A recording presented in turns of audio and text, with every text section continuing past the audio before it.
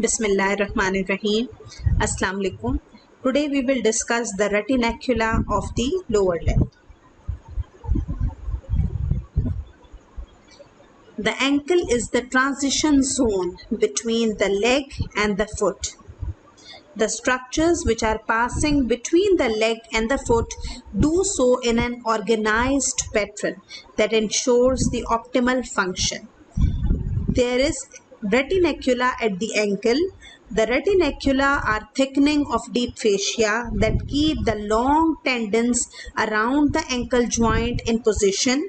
They prevent the long tendons from bowstringing and act as pulleys. See here in this diagram, these are retinacula of the lower limb or the retinacula at the ankle joint. Okay, there are many types of the retinacula which are present in the lower limb. First of all, we will see how many different retinacula are present at the ankle joint. Number one is extensor retinaculum. See here in this diagram, this is extensor retinaculum and this is also the extensor retinaculum. This is superior and this is inferior.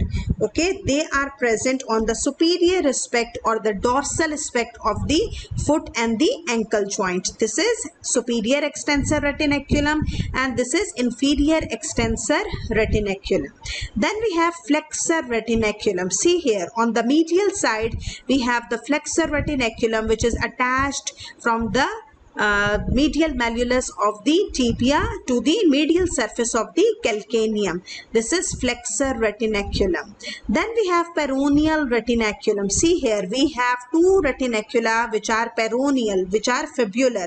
This is superior fibular retinaculum and this is inferior fibular retinaculum. They are present on the lateral side. See here they are present on the lateral side and they are attached to the lateral malleolus and the lateral surface of the calcaneum.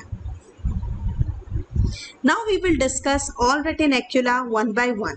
First of all, superior extensor retinaculum. See here in this diagram, this is superior extensor retinaculum. This retinaculum is attached to the distal ends of the anterior border of the tibia. This is tibia and this is fibula. So this superior extensor retinaculum is attached to the distal ends of the anterior borders of fibula and tibia.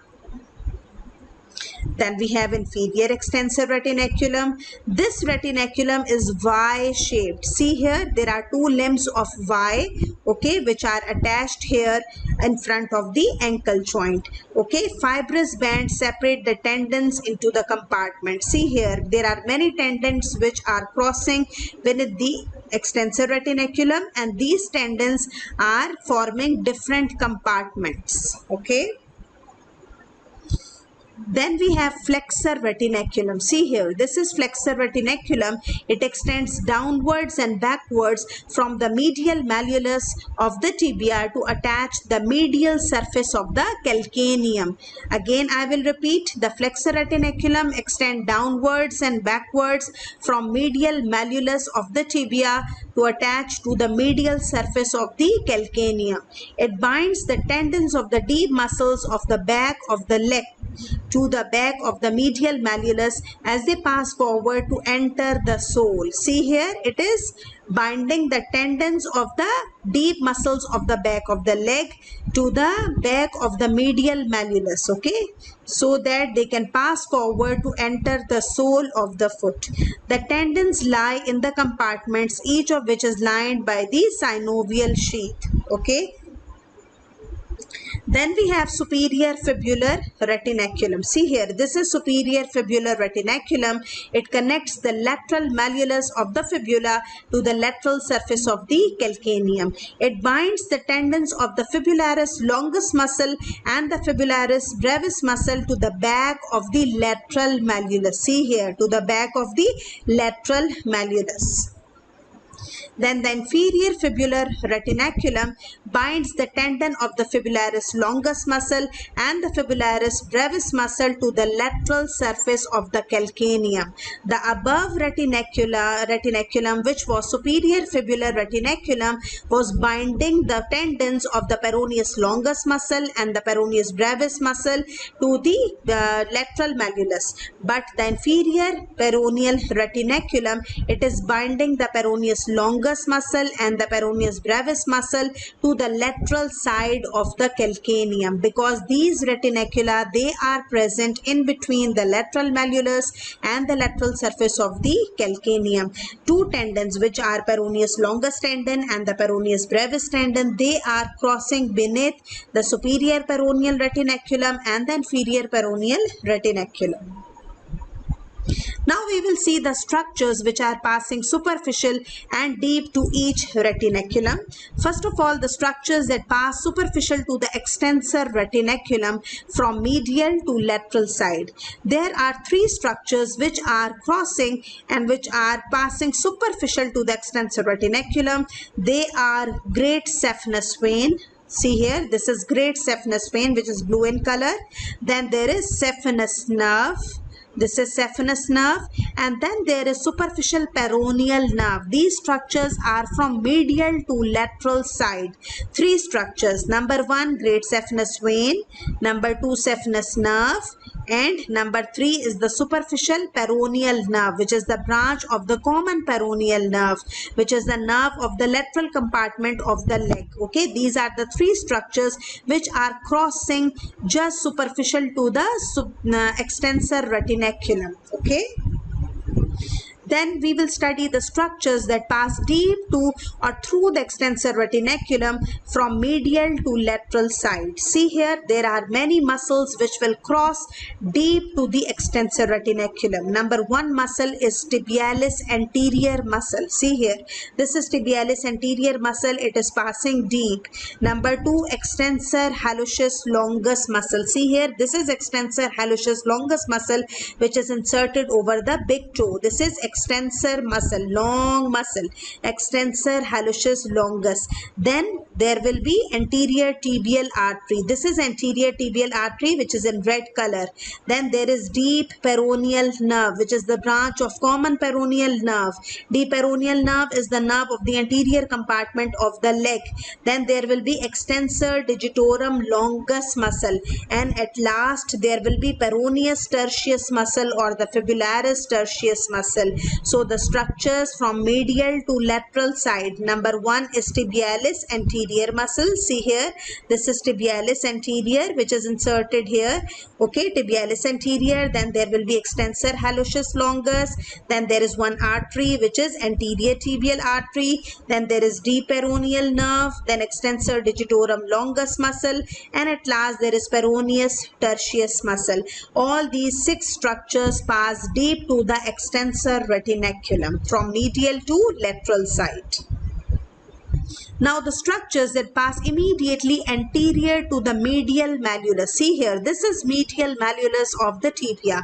So there are only 2 structures which will pass above or which will cross anterior to the medial malleolus. They are great saphenous vein and the saphenous nerve. Again remember, they are great saphenous vein and the saphenous nerve, and they cross anterior to the medial malleolus of the tibia.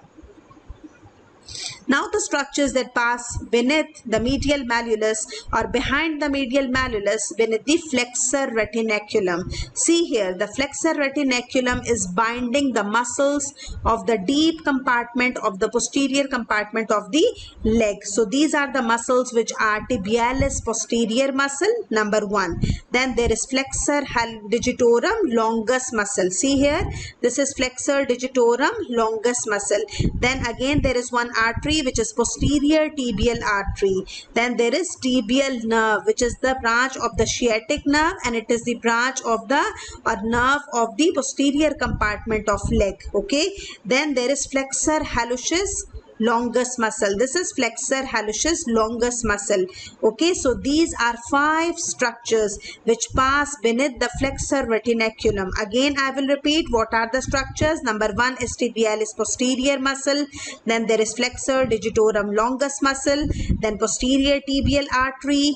Then tibial nerve. And then flexor hallucis longus muscle. Okay, as each of these tendon pass beneath the flexor retinaculum, they are surrounded by a synovial sheath. Okay, they are surrounded by a synovial sheath. Again, see in this diagram, this is tibialis posterior, then flexor digitorum longus, then posterior tibial artery, then tibial nerve, then flexor hallucis longus. These are the structures which are passing deep to the flexor retinaculum. Flexor retinaculum is the retinaculum which is attached to the medial malleolus of the tibia to the medial surface of the calcaneum bone. Calcaneum is the bone of the foot. Now the structures that pass behind the lateral malleolus, superficial to the superior fibular retinaculum. There are 2 structures which you can see here in this diagram. They are sural nerve, okay, and the small saphenous vein. They are present superficial to the peroneal retinaculum, or they are passing behind the lateral malleolus. Okay, they are passing behind this is lateral malleolus, and they are passing behind the lateral malleolus. The structures which were in front of the medial malleolus were the great saphenous vein and the saphenous nerve, which are shown here in this diagram. They were passing anterior to the medial malleolus, and the structures which are passing behind the lateral malleolus are also 2. They are sural nerve and the small saphenous vein. Now the structures that pass behind the lateral malleolus beneath the superior peroneal retinaculum. 2 structures were passing superior, or they were passing in front of the peroneal retinaculum, which were the sural nerve and the small saphenous vein, and 2 structures are there which are passing beneath the peroneal retinaculum. They are muscles. They are peroneus longus muscle and the peroneus brevis muscle. They share a common synovial sheath. See here in this diagram, they are sharing the common synovial sheath as they pass beneath the superior peroneal retinaculum, but when they pass beneath the inferior peroneal retinaculum, they have separate sheath. They are separated from one another, and they have separated synovial sheaths while passing beneath the inferior peroneal retinaculum. The structures are same which are passing beneath the superior peroneal retinaculum and the inferior peroneal retinaculum. See again in this diagram, peroneus longus muscle and the peroneus brevis muscle having the common synovial sheath, and then they have the separate synovial sheath while passing through the inferior peroneal retinaculum. Now this is the summary of the structures which are passing superficial or deep to the retinacula. First of all, this is extensor retinaculum. So the structures which are passing superficial to the extensor retinaculum are the great saphenous vein and the saphenous nerve and the superficial peroneal nerve. And the structures which are deep to the extensor retinaculum are the tibialis anterior muscle, extensor hallucis longus, anterior tibial artery which will become dorsalis pedis artery, okay, and the common deep fibular nerve which is the branch of the common fibular nerve, and the extensor digitorum longus tendons and peroneus tertius, all 6 structures which are present deep to the extensor retinaculum. Then we will come towards the flexor retinaculum. See here, the structures which are present in front of the medial malleolus are the saphenous nerve and the great saphenous vein, and the structures which are present beneath the flexor retinaculum are the muscles of the posterior compartment of leg, the deep muscles which are tibialis posterior, flexor digitorum longus and the flexor hallucis longus, along with one artery and one nerve which is posterior tibial artery and the tibial nerve. These are 5 structures which are passing deep to the flexor retinaculum. Then we will come towards the peroneal retinaculum. There are 2 structures which are superficial to the peroneal retinaculum retinaculum, and they are also behind the lateral malleolus. They are sural nerve and the small saphenous vein, and there are two muscles which are deep to the peroneal retinaculum or the fibular retinaculum. They are peroneus longus muscle and the peroneus brevis muscle, which